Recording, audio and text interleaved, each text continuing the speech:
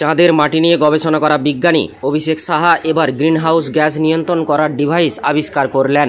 হ্যাঁ, অবাক হয়েছি আমরাও। অধ্যাপক ও বিজ্ঞানী ডক্টর অভিষেক সাহা চাতরা রামাই পণ্ডিত কলেজের একজন ভূগোল বিভাগের প্রফেসর আমাদের নিউজ 10 বাংলা চ্যানেলকে দিলেন এক্সক্লুসিভ ইন্টারভিউ। এর আগে তিনি চন্দ্রযান 3 এই মিশনের সঙ্গে সরাসরি যুক্ত ছিলেন। এবার তিনি আরও সাফল্যের দিকে দৌড়ে চলেছেন সব্যসাচীর মতো। বাংলাকে এগিয়ে দিয়েছেন আরও এক ধাপ। বর্তমান বিশ্ব জলবায়ু পরিবর্তনের চরম সমস্যার সম্মুখীন। এর অন্যতম প্রধান কারণ হলো গ্রিনহাউস গ্যাস। এই গ্যাসগুলো পরিবেশে অতিরিক্ত মাত্রায় উপস্থিত থাকলে পৃথিবীর তাপমাত্রা বেড়ে যায়, যা নানা ধরনের প্রাকৃতিক ও মানবিক বিপর্যয় সৃষ্টি করে। এই গ্রিনহাউস গ্যাসটাই আসলে কি?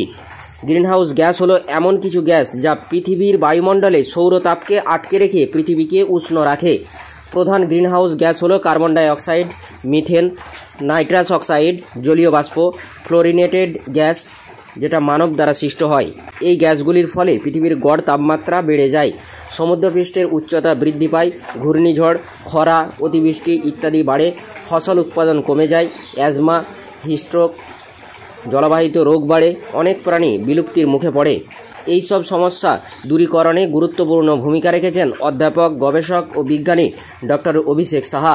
10 জনের একটি টিম আবিষ্কার করেছেন greenhouse gas monitoring device IoT, যার পেটেন্ট গৃহীত হয়েছে চলতি বছরের মে মাসে বলেই খবর।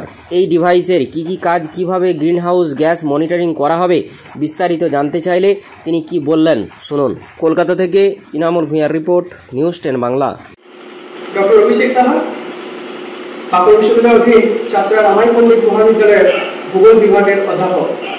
বর্তমানে আমরা জানি যে গ্লোবাল ওয়ার্মিং একটা বড় সমস্যা এবং সেই সমস্যার মূল যে আধার সেটা হচ্ছে গ্রিনহাউস গ্যাস। আমরা জানি যে গ্রিনহাউস গ্যাস, বিভিন্ন যে গ্রিনহাউস গ্যাস রয়েছে যেটি বিশ্বের বিভিন্ন উৎস থেকে আমাদের পরিবেশের বিভিন্ন জায়গায় তার তাপমাত্রা বৃদ্ধির অন্যতম কারণ। এবং আমরা দেখেছি যে 1 দশকে প্রায় পৃথিবীর তাপমাত্রা 1 থেকে প্রায় 1.5 ডিগ্রি কাছাকাছি সেলসিয়াসের কাছাকাছি তাপমাত্রা বেড়েছে।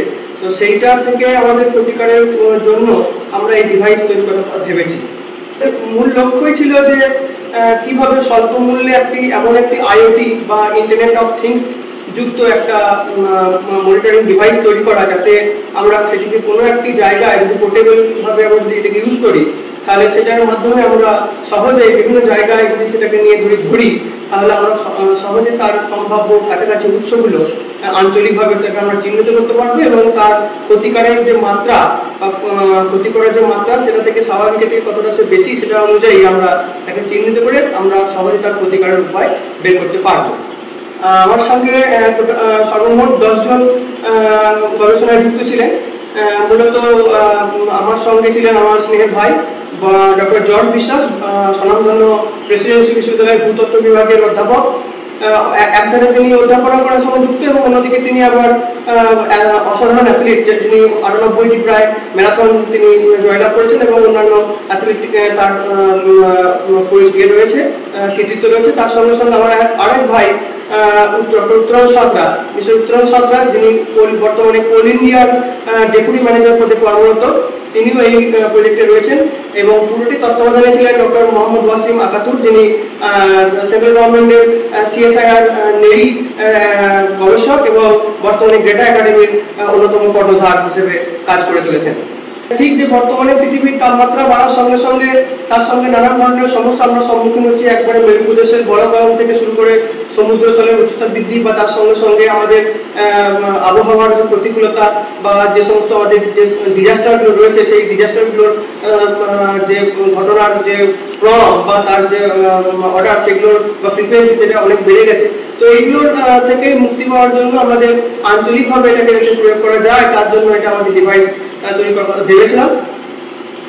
মানে গ্রিনহাউস মনিটরিং ডিভাইস বা অন্য ধরনের গ্রিনহাউস সম্পর্কিত ডিভাইস কিছু রয়েছে। তো আমাদের যেটা লক্ষ্য ছিল যে পোর্টেবল এমন একটা ডিভাইস যেটা খুব সহজে অল্প দামে কেনা হবে এবং আমরা এটার দাম এখন এই মুহূর্তে বলতে পারবো না, তবে তার নির্ভর করবে কতটা কি শক্তিশালী সফটওয়্যার বা কি শক্তিশালী সেন্সার সেখানে ব্যবহার করা হচ্ছে সেটার উপরে। এবং এই যে এই ডিভাইসটার জন্য আমাদের যে মূল চিন্তা ভাবনা, সেটা আমাদের বিভিন্ন ধরনের, আমরা জানেন যে এই যে 10 জন বিজ্ঞানী বিভিন্ন স্বনামধন্য প্রতিষ্ঠান, আইআইটি মাদ্রাজ এবং জামিয়া মিলিয়া ইসলামিয়া বা তার অন্যান্য আরো সর্বভারতব্যাপী বিভিন্ন জায়গা থেকে বিজ্ঞানীরা রয়েছেন। তো তাদের সবারই সম্মিলিত প্রচেষ্টা, একটা কোলাবোরেটিভ প্রচেষ্টার মাধ্যমে আমরা এই যন্ত্রটি নকশা আমরা ভারত সরকার থেকে স্বীকৃতি লাভ করেছি। আর হ্যাঁ, এই ডিভাইস বাজারে যখন সেটি কোনো সরকারি বা সরকারি সাহায্যপ্রাপ্ত বা বেসরকারি কোনো প্রতিষ্ঠানের মাধ্যমে সেটি যখন নেওয়া হবে, তখন তার দাম সেই অনুসারে নির্ধারিত হবে এবং এটা আপামর সমস্ত ভারতবাসীর কাছে ওপেন থাকবে। তারা যে সেটাকে কিনতে পারে এবং সেটাকে তার আঞ্চলিকভাবে প্রয়োগ করতে পারে। হ্যাঁ, আমরা আগেও কিছু বৈজ্ঞানিক প্রচেষ্টা আমরা করেছি, যেমন আমার গবেষণা মূলত সমুদ্রের উপরে, সমুদ্রের হাই টাইড এবং লো টাইডের মধ্যবর্তী যে ইন্টারটাইডাল অঞ্চল রয়েছে সেই ইন্টারটাইডাল অঞ্চলের উপরে, তো যেটা মেডিকেল জিওগ্রাফিতে তার অ্যাপ্লিকেশনের উপরে, সেটা আমার কাজ হয়েছে। তাছাড়াও আমি পূর্ববর্তী একটা এগ্রিকালচার ডিভাইস, যেটা আমাদের ইনসেক্ট মনিটরিং এবং পেস্টিসাইডস অ্যাপ্লিকেশন, সেটার উপরে করা হয়েছিল, ড্রিপ ইরিগেশন সিস্টেমের উপরে, এবং তারপরে আমরা এটা করেছি। আর হ্যাঁ, ভবিষ্যতে আমাদের কাজ করার কথা চলছে। জলকে আমরা একটা জায়গায় ব্যবহার বা ওয়াটার রিসোর্স, আমরা জানি যে সাস্টেনেবল ডেভেলপমেন্ট গোলের একটা অন্যতম জায়গা হচ্ছে জল। তো সেই জলকে আমরা সুষ্ঠুভাবে ব্যবহার করতে পারি এবং তার প্রয়োগ আমরা ঘটাতে পারি। আমরা খুব সহজে মানুষের কাছে একটা পরিষ্কার চিত্র তুলে ধরতে পারি, তাহলে মানুষটা আগাম সতর্কতামূলক ব্যবস্থা হিসেবে আমরা বিভিন্ন বিষয় করতে পারি। আর হ্যাঁ, আমরা ইতিমধ্যেই government of India patent office থেকে অলরেডি তার স্বীকৃতি পেয়ে গেছি এবং সেই অ্যাকচুয়ালি যে ডিজাইন পেটেন্ট, অর্থাৎ তার ওভারঅল স্ট্রাকচারাইজেশনের কাজটা আমরা শেষ করেছি।